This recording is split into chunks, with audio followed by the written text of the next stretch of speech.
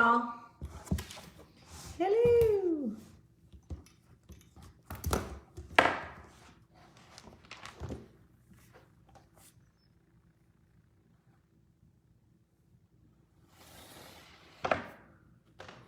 Hello. It's been a day. It has been a day. I need God today. I really do. I'm sunburnt as shit. Yo, I am not playing with you.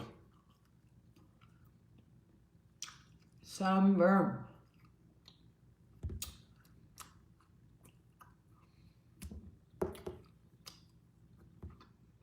Been a long day.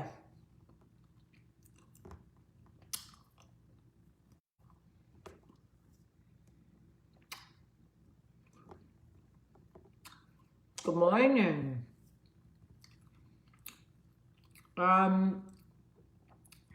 7:30 here. Couldn't get to you any sooner. 10 soccer games in 24 hours. 10 soccer games in 24 hours. So, for now,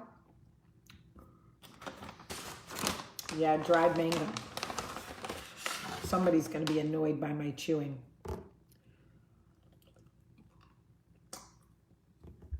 I'm tired, but I did not want to let you down. And I did not want to forget our time with God. So, I would like to talk to you.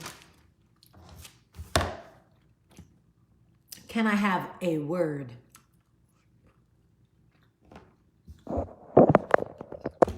Then, in the middle of me wanting to come do Bible study, Charlie started crying that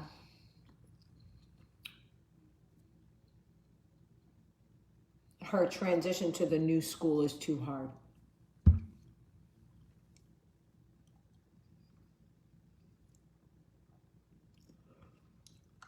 Too much, y'all. Too much. Anyway, I know you're probably annoyed by my eating. I'll apologize, but I'm starving. And I'm drinking tequila because Jesus drank, and so does Jamie.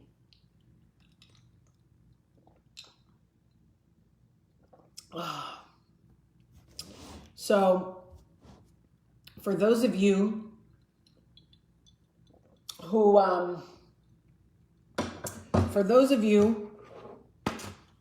saw last week's Bible study, I'm so glad that you are joining me again. Last week was Genesis, book 1, chapters 1 through 3. And we left off where God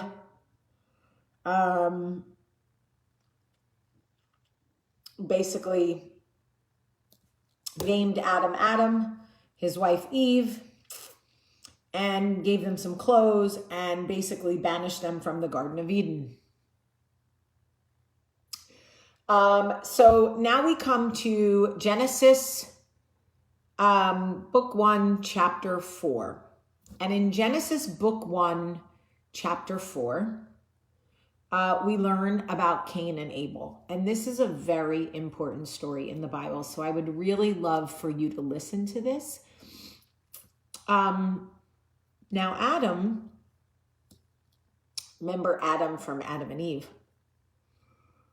had sexual relations with his wife Eve, and she became pregnant. And she gave birth to Cain. With the Lord's help, I have produced a man. Later, she gave birth to his brother Abel. When they grew up, Abel became a shepherd while Cain cultivated the ground. When it was time for harvest, Cain presented some of his crops as gift to the Lord. Abel also brought a gift, the best of the firstborn lambs from his flock. The Lord accepted Abel and his gift, but he did not accept Cain and his gift. This made Cain very angry, and he looked dejected. "Why are you so angry?" the Lord asked Cain. "Why do you look so dejected?" Now here comes God's word. "You will be accepted if you do what is right. But if you refuse to do what is right, then watch out. Sin is crouching at the door, eager to control you, but you must subdue it and be its master." Now, before we move on to what happened with Cain and Abel, God's word is very specific here. He says, if you refuse to do what is right, then watch out. He warns that sin is crouching at the door, eager to control you. But you must subdue it and let it be your master. What God is referring to here is the devil. Because sin is something we do, and the devil is something that controls us. One day, Cain suggested to his brother, "Let's go out to the fields." And while they were in the field, Cain attacked his brother Abel and killed him. Afterward, the Lord asked Cain, "Where is your brother? Where is Abel?" "I don't know," Cain responded. "Am I my brother's keeper?"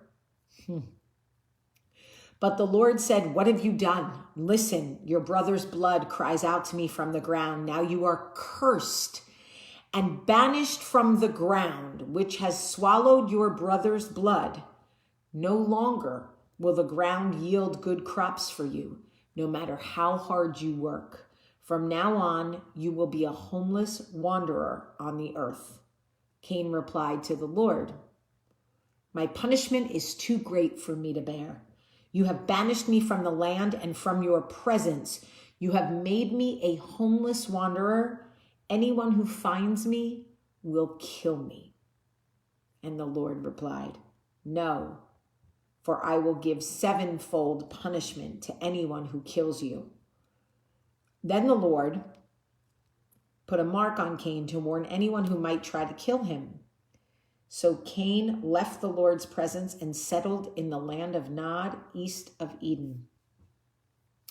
It's very interesting that in the Old Testament, which, as you know, if you followed my story, I was raised Jewish, had a bat mitzvah. The Old Testament was my jam, right?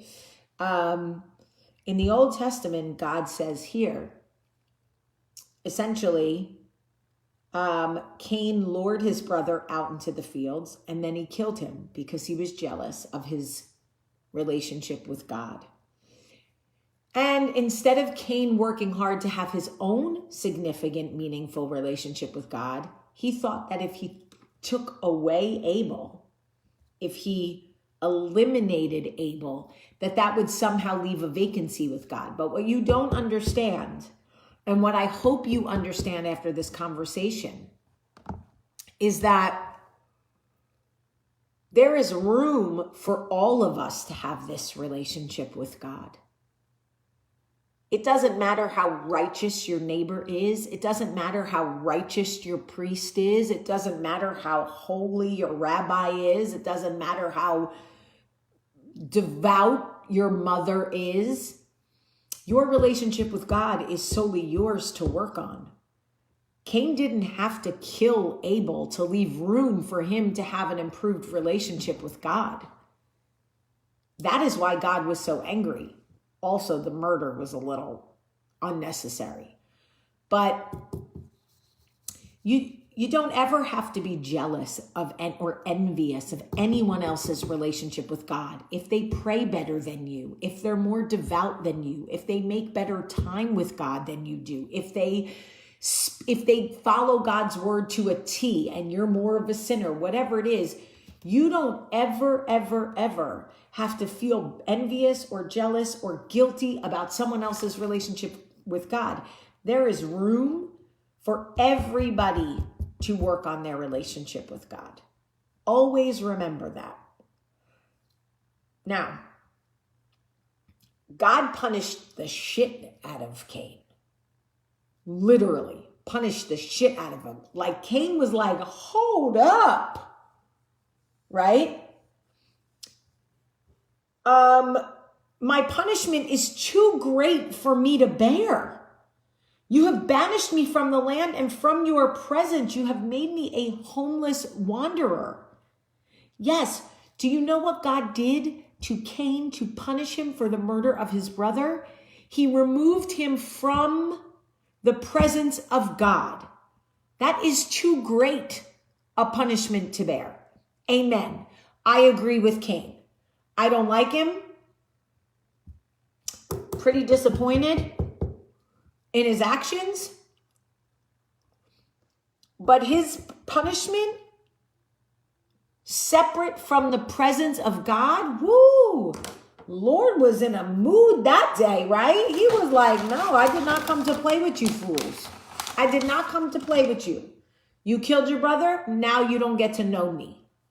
Lord, God was in a mood that day. Okay. Now, Cain settled in the land of Nod, east of Eden. Now, let me tell you something about Cain. He was upset, but he wasn't that upset. Because listen to what this brother did. Cain had sexual relations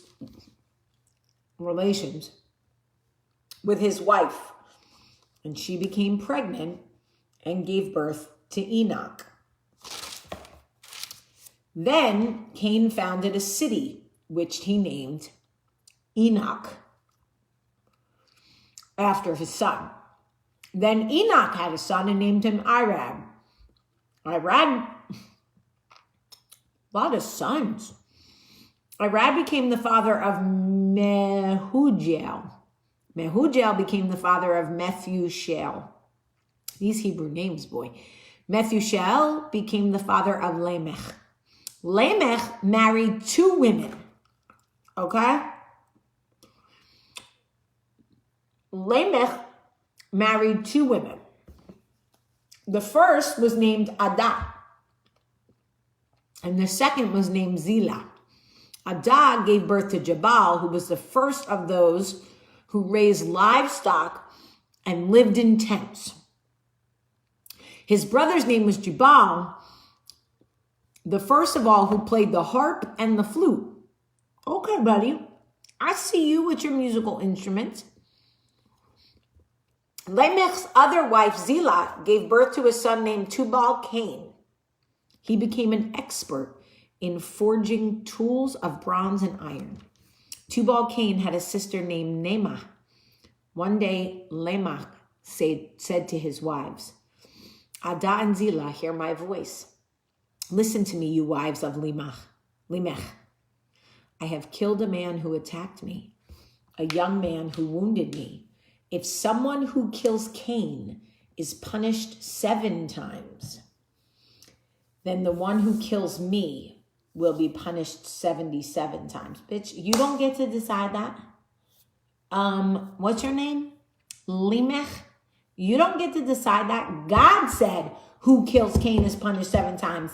God didn't say who punished you would be who kills you will be punished 77 times. You don't get to just make declarations. Apparently he was married to both of them. Yes, he had 2 wives. Because, people did what they wanted to do. Only man made rules. Only man in countries made rules. You could only be married to one person. You could only, whatever. God clearly didn't have a problem with that. All right. The birth of Seth. Adam had sexual relations with his wife again. That's Eve.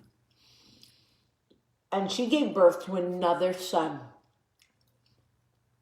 She named him Seth. For she said, God has granted me another son in place of Abel, whom Cain has killed. That was her rainbow baby, y'all. When Seth grew up, he had a son named Enosh. And at that time, very important,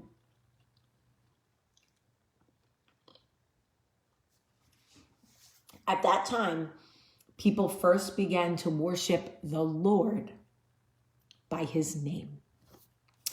In the Old Testament, in Hebrew, God is Adonai.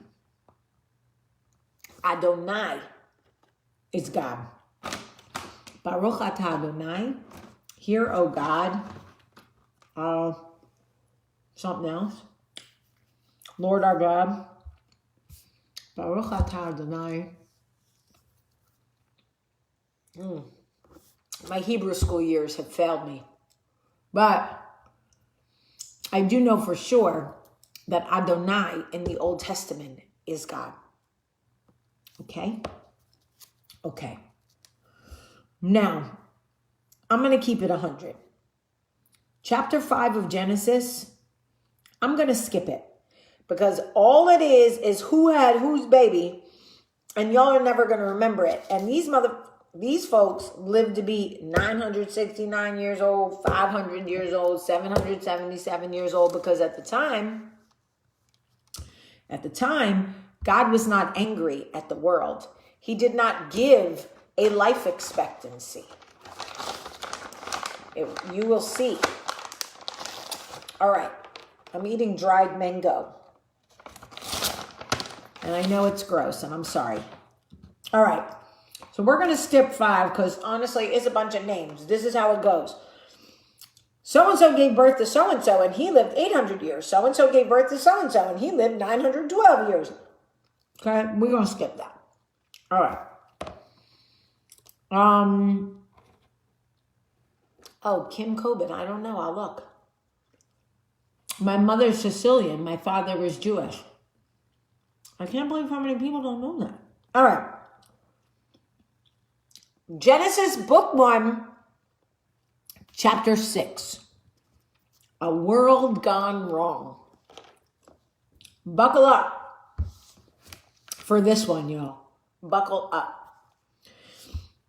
Then the people began to multiply on earth, and daughters were born to them. Here come the girls. The sons of God saw the beautiful women and took any they wanted as their wives. Then the Lord said, I'm fucking tired of y'all's asses, is what he said.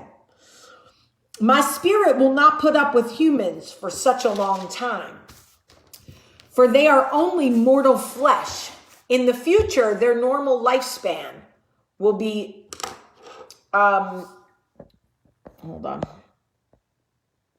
Yeah, I swear to Bible, I will block your comments if they're obnoxious. If you had the weekend I had and then came and just gave of yourself and had the nerve to be like, your eating is bothering me. Okay. In the future, their normal lifespan will be no more than 120 years. Now, obviously, that has waned. But God was like, no more living to 957 years. Now y'all are going to have to die out by 120 because I can't put up with your asses. And you know what? I can't say that I blame him, to be honest, because these people were acting a fool. So I could see God being like, no, you will not live 777 years on my watch if you're going to act like that. So, all right. In those days, and for some time after, giant Nephilites lived on the earth. For whenever the sons of God had intercourse with women, they gave birth to children who became the heroes and famous warriors of ancient times. The Lord observed the extent of human wickedness on the earth, and he saw that everything they thought or imagined was constantly and totally evil.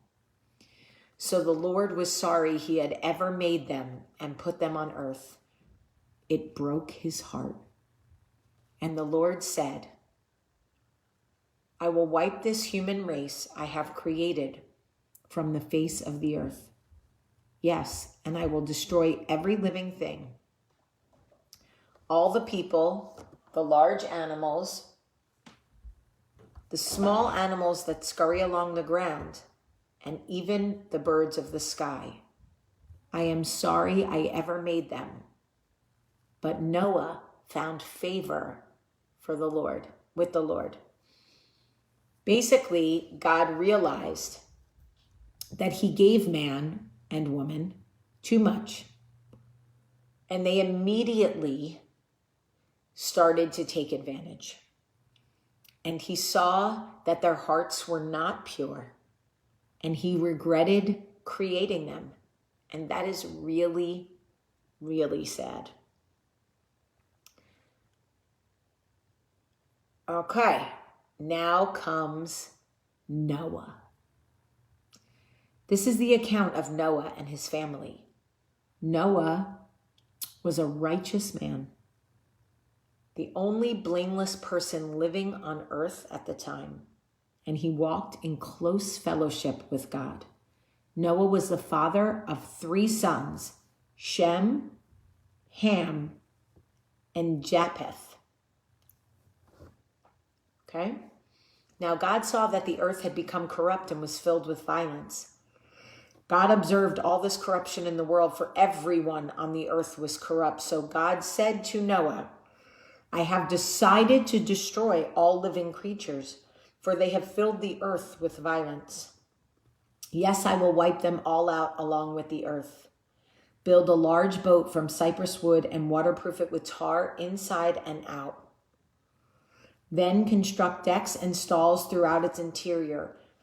Make the boat 450 feet long, 75 feet wide, and 45 feet high.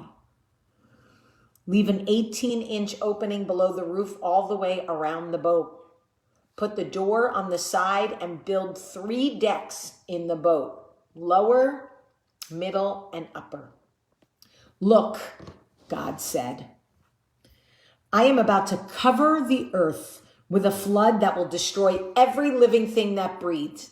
Everything on earth will die, but I will confirm my covenant with you. This is the first covenant that God makes with man. Covenant is an agreement with God. God does not go back on his covenants. The word covenant is mentioned numerous times. Honey Word Bible. The word covenant is mentioned numerous times in the Bible. And God only makes covenants with Israelites. Okay? All right.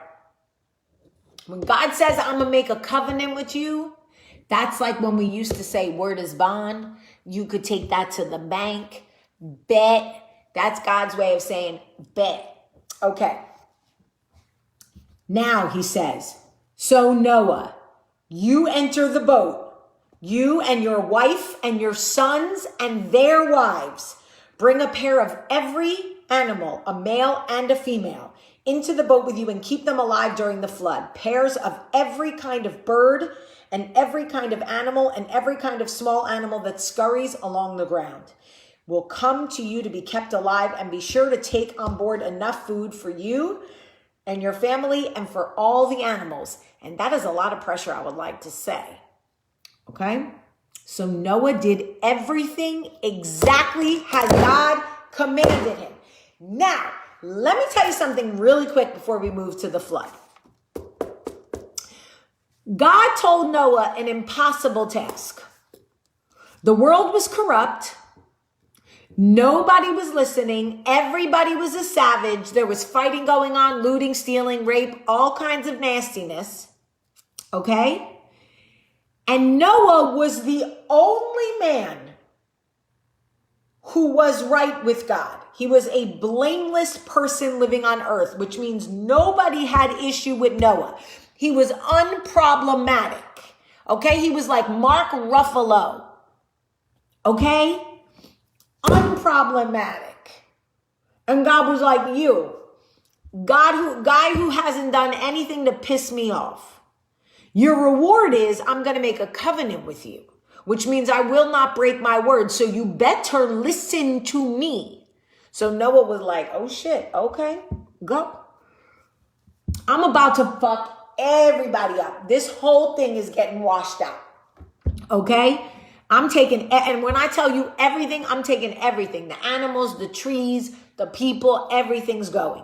You remember Genesis book 1, chapter 1, when he made the light, the dark, the sky, the sea, the trees, the birds, the fish. He's taken all of it because people didn't know how to act. So God told Noah, your reward is I'm going to make a covenant with you, which means I will absolutely not go back on my word. But let me tell you what you got to do to fulfill this covenant, Noah. You have to build a boat. It's got to be this specification. It has to have a lower, middle, and upper deck like the damn Love Boat. You got to get every kind of animal, but they're going to come to you. You see, God notes that. They're going to come to you. So God did tell him that, because could you imagine Noah out there trying to collect snails, ants, pelicans? You know how hard it is to find a pelican? Okay, swordfish, cats. Anyway, so Lord told Noah, if you want to be cool with me, this is exactly what you have to do. But just so you know, everybody's going. And if you don't want to do what I'm telling you to do, no problem. You could go too. But so Noah was like, okay. And everybody was like, what are you doing? And Noah was like, I'm building an ark. And they were like, this is ridiculous. And he was like, I got a covenant with God. So you're about to get washed away. You're about to die. I can't help you. Goodbye. Noah did every single thing he was supposed to do. We love Noah. Okay? All right. I don't really think he had to take mosquitoes, but I'm not here to argue with the Lord. If the Lord sees value in a mosquito, I don't know what it is, but okay. Now, and let me tell you something about Noah. This is what y'all don't know. Because Noah was unproblematic, Noah didn't have to have a life expectancy of 120 years. Noah was 600 years old when the flood covered the earth. He went on board to boat to escape the flood, he and his wife and his sons and their wives. With them were all the various kinds of animals, those approved for eating and for sacrifice, and those that were not, along with all the birds and the small animals that scurry along the ground. They entered the boat in pairs, male and female, just as God had commanded Noah. After 7 days, the waters of the flood came and covered the earth. When Noah was 600 years old, on the 17th day of the second month, under all the underground waters erupted from the earth, and the rain fell in mighty torrents from the sky. The rain continued to fall for 40 days and 40 nights. Hold on. This is so cute. The Lord told Noah to build him an arky build. The animals, they came on by twosies. I love it. Okay. This very day, Noah had gone into the boat with his wife and son, Shem, Ham, and Japheth, and their wives. With them on the boat were pairs of every animal, domestic and wild, large and small, along with birds of every kind. 2 by 2, they came in the boat, representing every living thing that breathes. A male and female of each kind entered, just as God had commanded Noah. Then the Lord closed the door behind them. See, here's what you don't know. Noah built an 18-foot door, 18 feet, y'all, to let these animals on this boat. How do you think an elephant's going to get through a small door? He's not. 18 feet. Now, I do have some questions about the sharks. Like, how the fuck you put a shark on the boat, Noah? But I'm just going to assume God spared a lot of the aquatic animals because it was rain and they could just live outside. Because there's no way he had an aquarium on that bitch. I don't care. I'm super into God, but I don't see shit about an aquarium in here, okay? Oh, he does say land animals and sky. He does not say ocean. See, that's why, Jamie. Because God had them out there in the rain. They were good. Okay, got it. For 40 days, the floodwaters grew deeper, covering the ground and lifting the boat high above the earth. As the waters rose higher and higher above the ground, the boat floated safely on the surface. Finally, the water covered even the highest mountains on the earth, rising more than 22 feet above the highest peaks. All the living things on earth died. Birds, domesticated animals, wild animals, small animals that scurry along the ground, and all the people, everything that breathed and lived on dry land, died. God wiped out every living thing on the earth. People, livestock, small animals that scurry along the ground, and birds of the sky. All were destroyed. The only people who survived were Noah and those with him on the boat. And the floodwaters covered the earth for 150 days. Now listen to me. Whenever you ride on a boat or you see a boat, whether you see it in person or you see it on TV or you see it in a book or whatever, I want you to think, God is the lifeboat that keeps me afloat. I believe it. I believe it truly. And the Old Testament is the precursor for everything that as Christians we learn. Without true knowledge of the covenants that God made with the Israelites, it is very hard to understand why God sent his only son for our sins.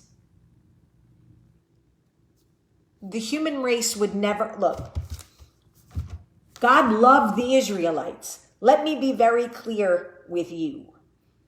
Jesus was Jewish. The Jews, they're not Jews as we know them today, like Barbra Streisand. I love her. But the Israelites, the Hebrews, everybody was a Hebrew. Even the Hebrews in Egypt. You know what I mean? Hebrews. God loved the Hebrews. He loved the Israelites. That's why we have the Old Testament. You can't have the New Testament without the Old Testament. Hi, Kimberly Ann. I do on Sundays. Yes, typically in the morning, but soccer got me this weekend. Okay. Here's the thing. In Genesis, God tells Noah that people's thoughts were consistently and totally evil. Noah was the only person who pleased God and did what God asked. Since he trusted Noah, he told him to build the ark, and he spared him and his entire family. Here's the thing. There is no way that God, well, let me not say no way, because God could do anything. I don't think God believed it was constructive to continue to wipe out all living things every 50 years because people couldn't get their shit together. Okay? And I think it is my opinion that as people went on, God tried everything. You know, we'll get to Moses. We'll get to the Pharaoh. We'll get to the first slaves. Slavery been around since the Old Testament. Always somebody trying to make somebody do something for free and under duress and all of that. When the Hebrews were enslaved by the Pharaoh, God threatened him with 12, plagues. He didn't care. It wasn't until God came for his firstborn son that he finally was like, okay, let the people go. And Moses was like, let my people go, right? We will get to that. And not only did the Pharaoh let the Israelites go under duress, only because God was literally plaguing the shit out of him. But then he forced Moses with 40,000 Israelites, or however many there were, a lot, towards the Red Sea.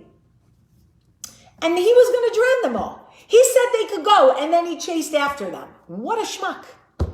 And so Moses, with the staff, the parting of the Red Sea, and all the Israelites, because let me tell you why, and we're going to get to it, but God made a covenant with Moses. And when God makes a covenant like he did with Noah, he keeps his word, period. So we're not at Moses yet. I jumped forward a little bit because I got excited, okay? But it is important to me that you guys understand the covenants that God makes with the Israelites. And I want you to understand why. Oh, my point of bringing all that up about why he stopped, like why didn't he just keep flooding the earth every 50 years? Because people couldn't get their shit together. He tried other ways to teach people to do good. Okay? God does have a covenant with you. God's covenant with us is the sacrifice of his son. If you believe in my son, you will rest in eternal peace at the right hand of the Father. Now, if that ain't a fucking covenant, I don't know what is. I'm throwing my pen. I'm going to throw it again just for now. We have a covenant with God. So we're not at the Red Sea yet. I skipped ahead. I'm sorry. But this is why he sent his only son. Okay? Because we were never going to stop sinning. So he sent his only son. Okay, I can't do plagues anymore. I can't flood the earth 9,000 times. Y'all are just going to stay sinners. So I'm going to give you the book. I'm going to give you my word, and I'm going to sacrifice my only son for your sin. And I'm going to teach you my teachings, and you either walk this way, like Run DMC and Aerosmith, or you don't. That's your choice. So we are going to get to all of that. But I don't like to teach. I don't like to go through too much because then you won't remember. So next week, we are going to go through Genesis chapter 8. Ooh, these are good ones. 9, 10, and 11. So we'll get through the floodwater receding all the way up to the call of Abraham. And Abraham...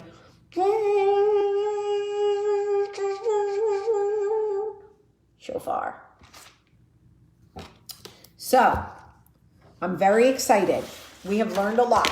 In just 2 weeks, we saw the creation of man and then the destruction of man. God does not play. He does not play. I love you guys. I'm burnt to shit. So typically Bible study will be in the morning. But sometimes I'll do it just when I can get to it because honestly, it's hard for me because my kids and soccer and church and my husband and my tiredness. And now we're all in Revelations and we're in the plague again and these natural and human disasters. Part of me believes you. Part of me believes it. I'm very concerned that we are in Revelations and the rapture is coming. But you know what? I'm not that concerned because I have my children and they are godly. And if the trumpets sound, I know where we're going. And if God causes full destruction of the earth, we brought it upon ourselves. And I really know where I'm going, so I'm okay with it.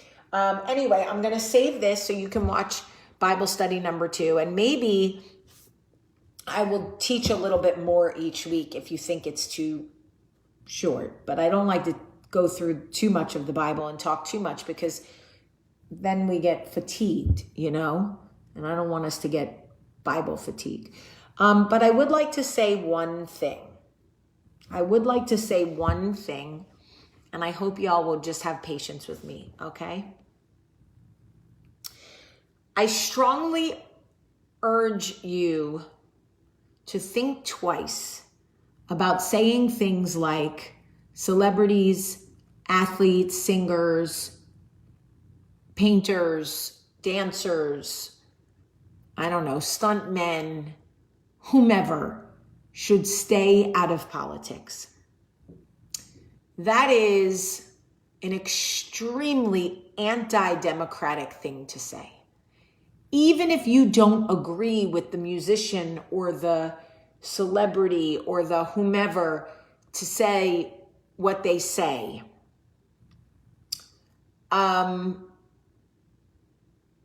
I really would ask nicely that you don't say that to people.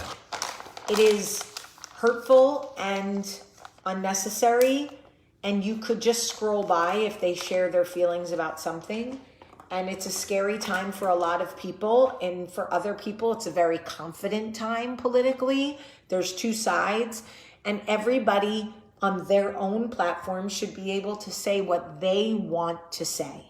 And telling somebody that because of their profession, they don't have a right to share on their platform how they feel, what their fears are, what their excitement is, well, that's just silly. If you don't agree with them, you're welcome to scroll by or just say, I don't agree, but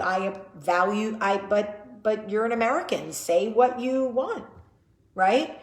Dismissing somebody because of their career, celebrities should stay out of politics, celebrities should stay out of blah, blah, blah. The only thing that should stay out of anything is government should stay out of religion, because this country is not one religion.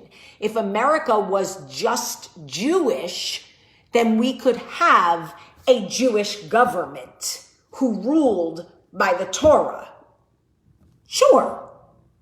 If this was just a Christian nation, then we could have a government that ruled by Christianity. But is that really what you want? Because God already said we're all fucking sinners. Do you really want the government arresting you if you sin? I mean, some sins, sure. All sins? Meh. I don't know. You want to get arrested because you cheat? You want to get arrested because you speed? You want to get arrested because you eat shrimp? I don't think you do. So I'm saying, we just have to be careful how we talk to people about politics or religion and what it's their right to say. No. This is a democracy. This is not China, and this is not Russia. You have a right to say anything. God is not Christian. Okay? Jesus represents Christianity. One nation under God is all religions. Muslims believe in God. Christians believe in God. Jews believe in God. Buddhists believe in God. You can't say it says one nation under God. Right. It doesn't say one nation under Jesus. Okay? And I love Jesus, but it is not the government's place to dictate Jesus to a nation full of different religions. And if you value your Jewish brothers and sisters, if you value your Buddhist brothers and sisters, or your this one versus this one, or this one versus this one, you can't say that you want the government to govern us through religion. That is very scary to do. So when you see a celebrity or a musician or a baseball player or a whoever, me, anyone, I won't, but if you do, say, I like this, I don't like this. I vote for this person, I support this person.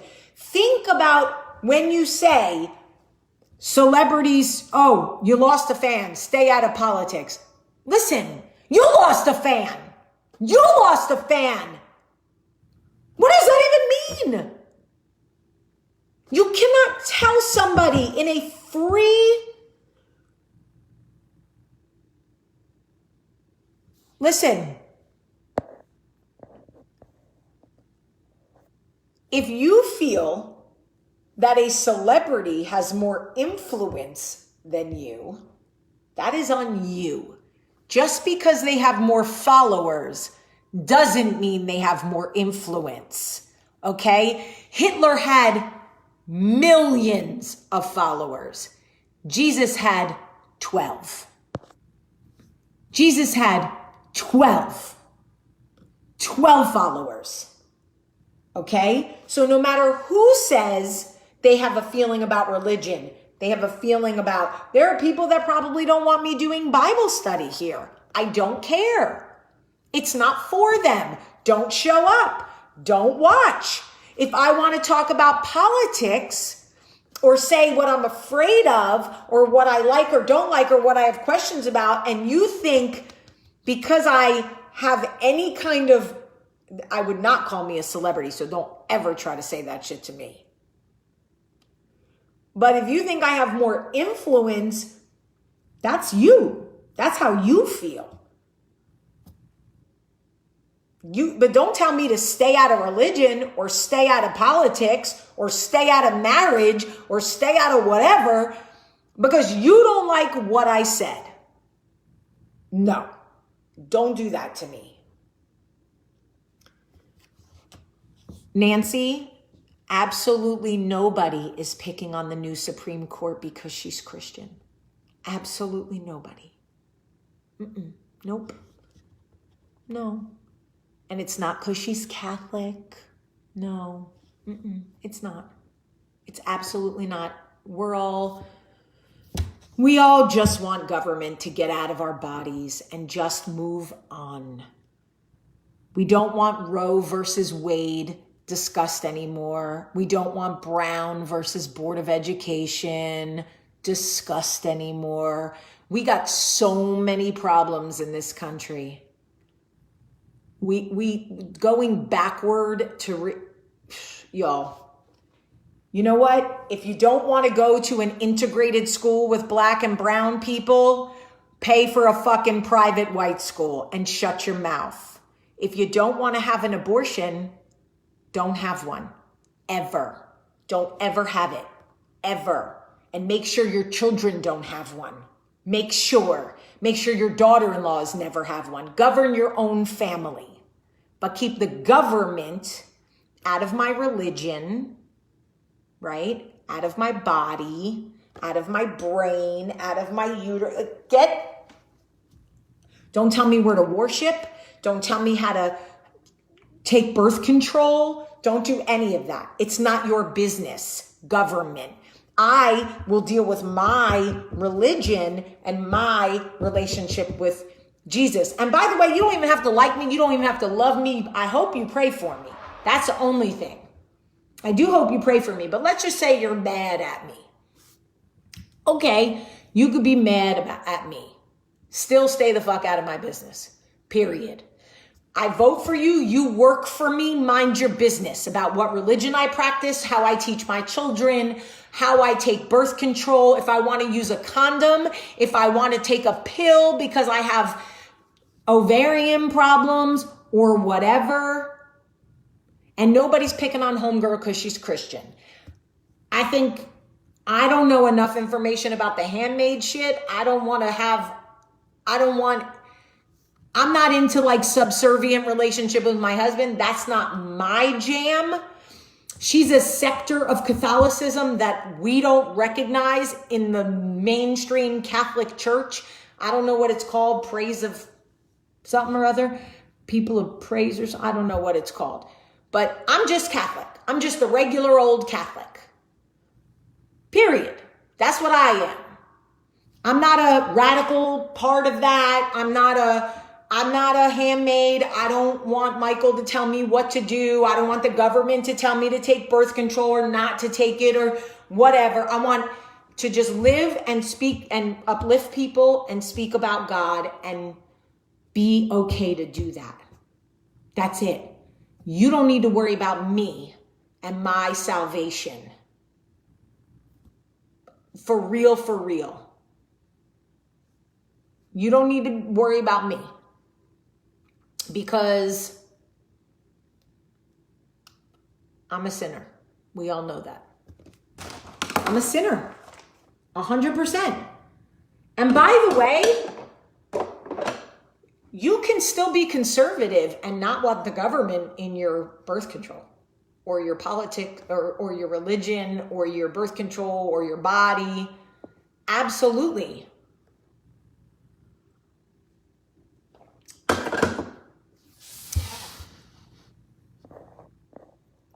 Oh, Amanda Ray, honey, the propaganda, Lord.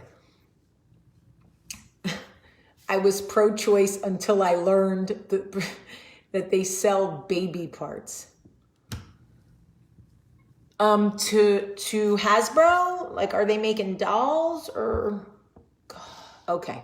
Anyway, I love you and I worry about you. And here's what I'm going to say. Here's what I'm going to say, honestly. I mean this sincerely. I mean this sincerely. I keep politics off Coffee Talk to the best of my ability. For a long time, I kept religion off Coffee Talk, but it's too important to me and it matters to me. If you make assumptions about me, just unfollow me. You know, it's really simple. You don't have to post propaganda. You don't have to call me leftist. You know nothing about me. Honestly, you know everything and nothing. I am as honest with you as I can be without losing my mind some days. Me personally, Jamie, I would like to live in a country where people are free to practice their religion, so long as it does not infringe on the civil rights, which is what our government is paid to govern. Civil rights. So long as the civil rights of Americans, tax-paying Americans, are not infringed. I am Catholic and I love Jesus. I don't think that my religion should impact a Jew or a Muslim or a Buddhist or an atheist. I don't think that my belief about abortion or not should impact another tax-paying American. So while I feel ways about certain things, I don't think that my religious beliefs should impact the civil rights of other tax-paying Americans. I don't understand how anyone cannot agree with that. I really don't. I don't understand how, if you understand why America was made, to leave England and have a country where we are free to practice the religion we want and enjoy freedoms and all of these things. How can you say, well, I'm Christian and I hate this, so everybody has to hate it and nobody can do it and nobody can have it, when you live in a country with people who pay the same taxes as you and they don't share your beliefs? So you're telling me that if Rebecca pays $750 a year in federal income tax, because Rebecca's clearly losing all her fucking money, and Charlemagne, okay, pays $750 in federal income tax, but Charlemagne is Catholic. You mean to tell me that because she's Catholic, she should be able to determine what Rebecca does with her body?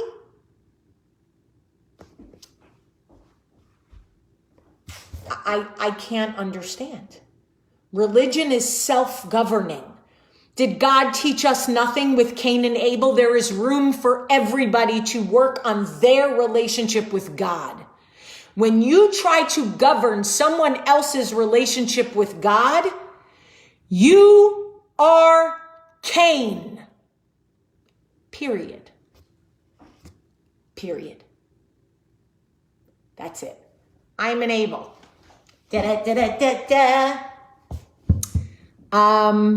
And I love the Constitution of the United States. I love our military. I love our police officers. I love our firemen. I love our first responders. I love our immigrants. I love our wealthy. I love our poor. I love our Catholics, our Christians, our Episcopals, our Baptists, our Buddhists, our Muslim, our Jewish, our Hebrews, our fucking the people that wear the red string around their wrists, and I can't think of what it's called. Kabbalah. I love them too.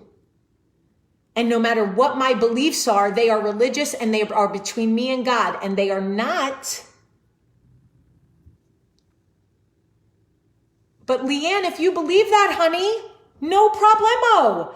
They will work that out with Jesus. It ain't got shit to do with the government of a country. The government gets paid with our tax dollars. If I'm Jewish and I don't have the same beliefs about abortion that you do, and I pay the same amount of taxes you do, you mean to tell me I can't have an abortion or take birth control because your religion doesn't like it? Really? Who's the snowflake now? Because that shit fucking irks the shit out of me. So if I was still Jewish and wanted to have an abortion, I can't do it because what? Christianity rules what? My government? So then this is not a democracy. This is not a free country. This is England with the fucked up accents. We just got the fucked up accents. That's what that is. Come on, y'all. You can't have it both ways.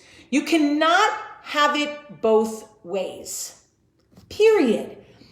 I want you to know, listen to me. If you are against the right to have an abortion, I respect you completely.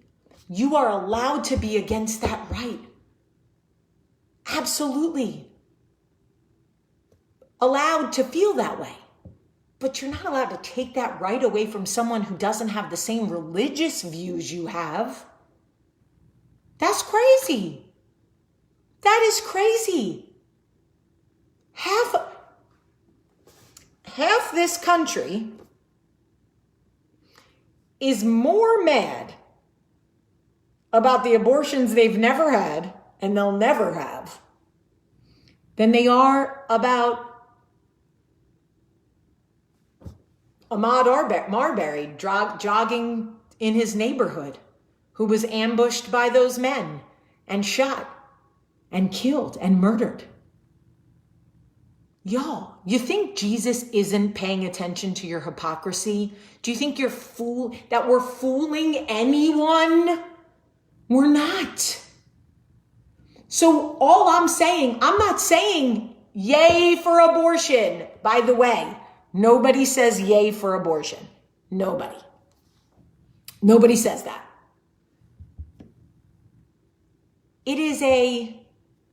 But you don't pay for it, Jessica Morris. You don't pay for it. Do you know how many donations Planned Parenthood gets? Really, do you? And let me tell you how much more money an unwanted pregnancy costs the state, the child, who has to live on special services and social services. So I hear you. You should have the right not to pay for it. Do you know how much shit in our government you are paying for that you don't use, that you'll never use, that you probably don't even agree with? Hear me out. I'm not trying to be combative. I'm trying to be reasonable.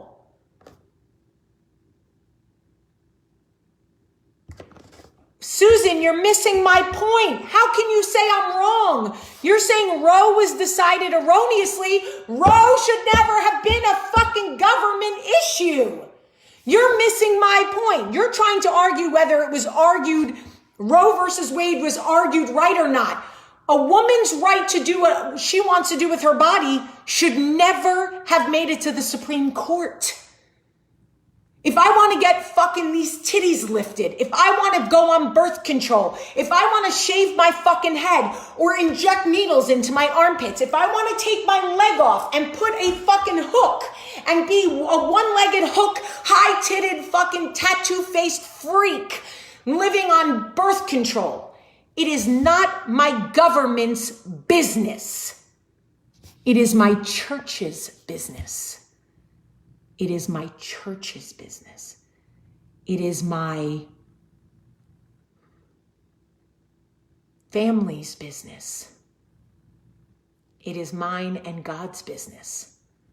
But it is not my government's business. Do you think it is your government that will judge you when you've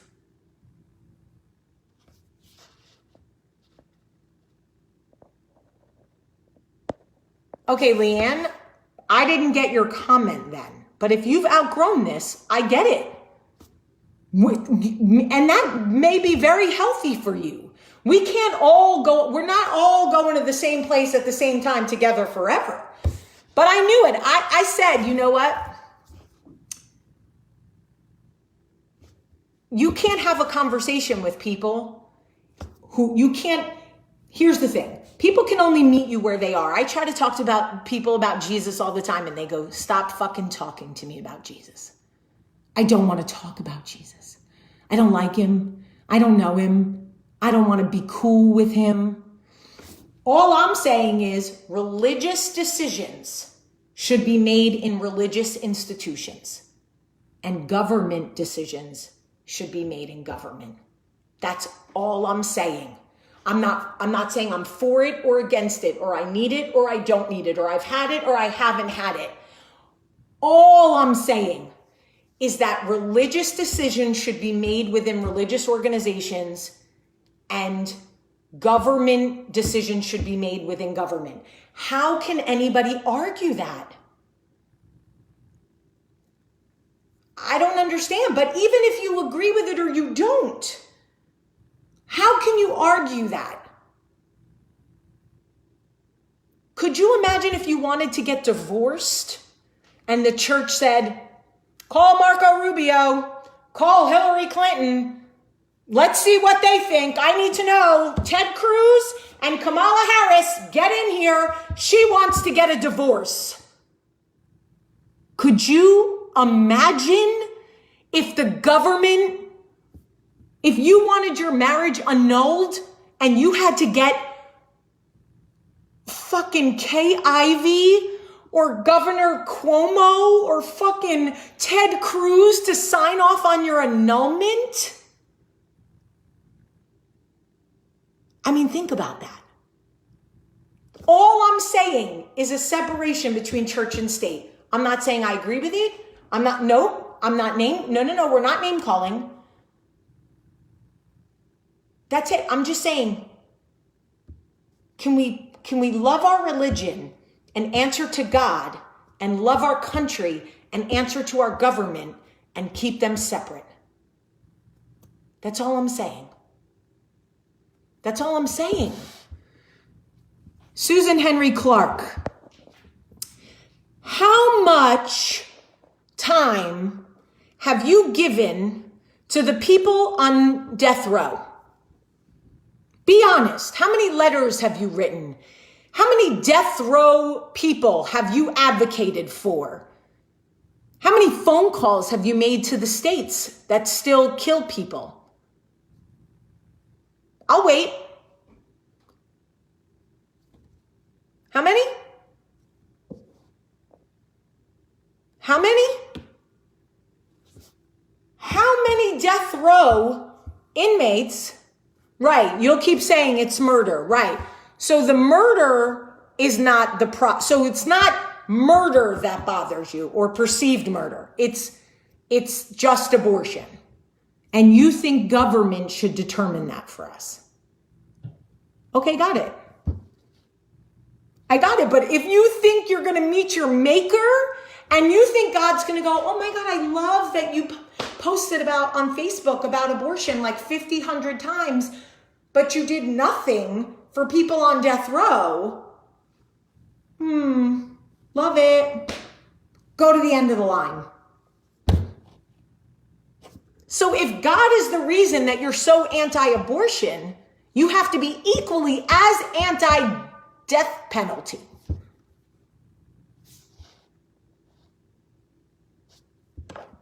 But again,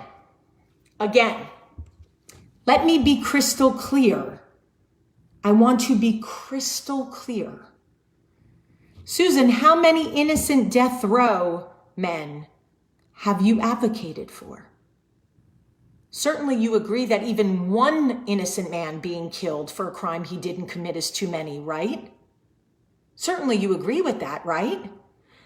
What is Jamie saying? Now, I'm not saying I'm for abortion. I swear to you, if you think that, you're not listening to me and you don't know me at all. I'm saying that a government should not make religious, oh, they're not innocent on death row. Okay, Susan Henry, okay.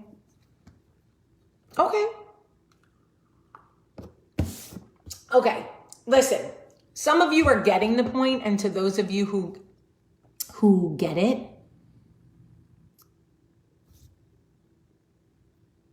she doesn't care, Francesca. She doesn't care. It's, for those of you who get it, I appreciate that. Thank you. Thank you for hearing me. Thank you for appreciating my love of God and valuing that. I appreciate that very much, letting me practice my religion. Some of you join me for it. I love it.